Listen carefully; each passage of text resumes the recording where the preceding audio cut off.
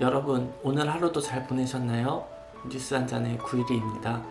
영국이 드디어 내년 1월부터 유럽연합을 공식적으로 그리고 완전하게 탈퇴하게 됩니다. 브렉시트 투표가 가결된 지 4년 6개월 만입니다. 정말 오래 걸렸죠. 브렉시트 이슈를 보면서 유럽연합에 대해 이렇게 새롭게 알고 또 관심을 가지게 되신 분들도 많을 텐데요. 그러면서 정말 많은 분들이 이렇게 궁금해하시고 묻더라고요. 유럽연합은 무엇이고 이거는 뭐 국가인지 뭔지 대체 유럽연합의 정체가 뭔지에 대해 오늘 한번 알아보도록 하겠습니다. 유럽연합은 간단하게 말하면 국가연합입니다. 유럽 철강 동맹에서 시작을 해가지고서는 여러 조약을 거쳐서 진화해서 마침내 2009년 리스본 조약을 통해 지금의 형태로 거듭난 국가연합입니다. 그렇다면 이 국가연합이 뭐냐, 유럽연합은 대체 국가냐 뭐냐라고 물으신다면 단도직입적으로 말씀드리면 반쯤은 국가다. 이 국가연합이라는 형태가 되게 의견이 분분하고 좀 모호합니다. 많은 사람들이 연방국가는 확실히 국가라고 이제 인식을 하는데, 국가연합은 어디서는 국가로 인정을 하기도 하고 어디서는 인정을 하지 않기도 합니다. 기본적으로 유럽연합은 국가의 형태를 많이 띠고 있으며 앞으로 더욱더 국가의 형태를 띠게 될 것이다 라고 말씀을 드리겠습니다. 그러면은 대체 유럽연합을 국가로 볼 수 있는 근거가 뭐냐 라고 물으실 수 있는데요. 유럽연합에는 이렇게 다양한 기구들이 있고, 이 기구들은 사실상 국가 기관의 역할을 하고 있다, 어지간한 국가의 틀을 갖추고 있다라고 말씀드릴 수 있을 것 같습니다. 그러면은 이 기구들이 뭔지 하나씩 보도록 하겠습니다. 우선은 많이 들어보셨을 것 같습니다. 유럽연합 정상회의입니다.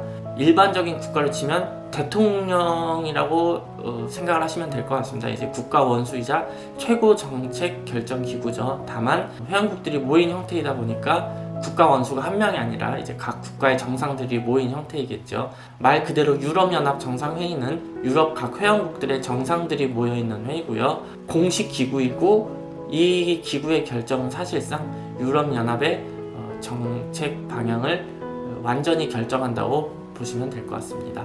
네, 그 밑에는 유럽연합 집행위원회가 있습니다. 일반적인 국가의 내각이라고 생각을 하시면 될 것 같습니다.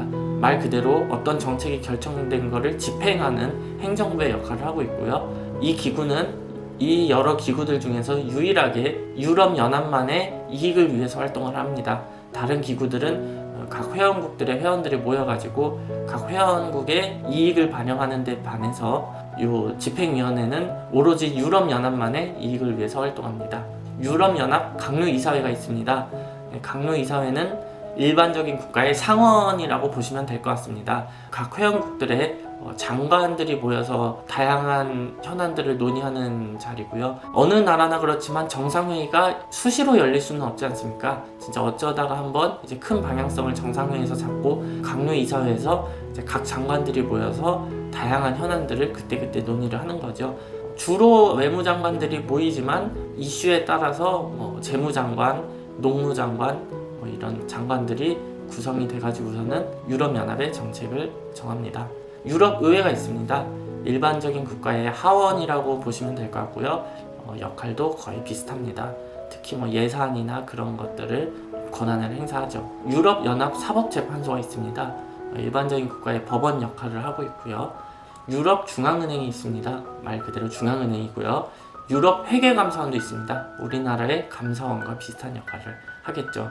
그리고 유럽연합의 고유한 특징이자 또 유럽연합이 하나의 국가로 뻗어나가는데 크게 진일보하고 그러한 근거가 되는 것이 바로 이 외교안보 고위대표입니다. 일반적인 국가의 외무장관 역할을 하고 있죠. 특히 이 기구가 굉장히 중요한데요. 보통의 국가들이 모이는 이제 국가연맹 혹은 국가 집단들이 정상회의도 하고 장관회의도 하고 이런 사례는 꽤 있습니다.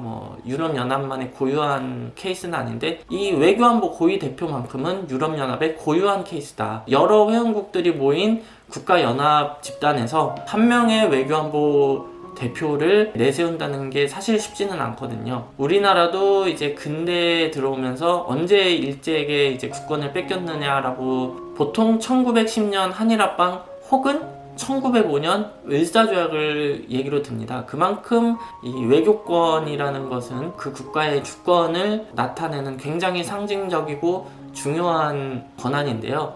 이 권한을 각 회원국들이 모인 집단에서 한 자리에 몰아줬다. 여러 명이 모인 강릉 이사회가 아니라 외교안보 고위대표라는 단일한 직책을 만들고 여기에 권한을 몰아줬다는 것은 이 국가 집단, 이 국가 연합이 굉장히 하나의 국가를 지향하고 있고 하나의 집단성을 지향하고 있다는 강력한 상징적인 의미가 되겠습니다. 보다시피 유럽연합은 언제라도 연방제 국가로 전환할 수 있을 만큼 내실 있고 국가 형태의 기관들을 거느리고 있습니다. 의회가 이미 준비되어 있고 집행위원회, 내각이 준비되어 있고 중앙은행, 재판소, 감사원, 그리고 외무장관까지 여기서 이제 정상회의나 강요이사회가 한 명의 대통령 그리고 상원으로 전환되고 각 회원국들이 조금의 권한을 포기하면은 바로 하나의 국가, 지금의 미국처럼 연방제 국가로 전환할 수 있는 그런 기반 마련이 이미 상당 부분 진전이 되어 있습니다. 지금의 유럽연합 형태도 1993년 마스트리흐트 조약에서 2009년 리스본 조약 16년이 걸렸는데 이 16년 만에 새로운 조약이 체결되면서 굉장히 많이 바뀌고 하나의 국가 형태로 굉장히 진입을 했거든요. 그렇다면은 앞으로 16년 혹은 20-30년 가까운 미래 안에 또 한 번의 조약이 체결되면은 지금보다 훨씬 더 하나의 국가에 가까운 연방제 국가에 가깝게 변할 수 있다. 저는 이렇게 생각을 합니다. 영국이 이번에 브렉시트를 감행한 이유도 이런 하나의 국가의 흐름에 좀 약간 반발 심리도 좀 섞여 있지 않을까, 그런 것도 일정 부분 작용하지 않았을까 하는 생각도 듭니다. 네, 지금 유럽연합은 이제 27개 회원국이 되었습니다. 그렇지만 공식적인 후보 가입국만 7개나 되고 있고 또 거의 회원국으로 취급되는 EFTA 국가들 이제 4개국이 있죠. 이렇게 유럽연합은 30여 개에 가까운 국가들이 얽히고 설킨, 그리고 앞으로 더욱더 많은 국가들이 모여가지고 인류 역사상 전례 없는, 사실 이 각 주권을 가진 국가들이 이제 평화롭게 공동체를 결성을 해가지고 하나의 국가로 나아간 경우가 제가 알기로는 없거든요. 제가 이제 학교에서 수업을 배울 때도 교수님께서 없다, 인류 역사에서 굉장히 의미 있는 케이스다라고 말씀을 해주셨는데 그런 케이스라고 생각을 하고 그렇게 되지 않을까 생각을 하고 있습니다. 네, 오늘은 영국이 브렉시트를 최종 협상 마무리한 걸 기념해서 유럽연합에 대해 좀 더 자세하게 알아봤는데요. 다음에도 재밌는 뉴스를 가져와서 그와 관련된 이야기를 한번 해볼까 합니다. 또 궁금하신 게 있고 듣고 싶은 내용이 있으시면 댓글로 달아주세요. 감사합니다. 지금까지 뉴스 한 잔의 구일이었습니다.